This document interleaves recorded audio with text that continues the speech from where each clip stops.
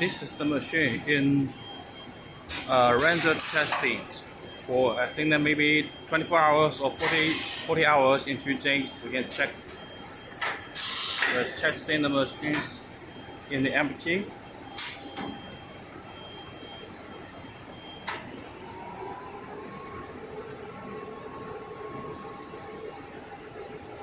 And go to see the other machines also doing the testing in the factory here.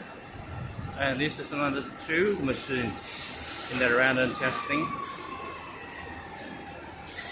You can go to see. So for the machines quality, we all have these testing in for the original quality.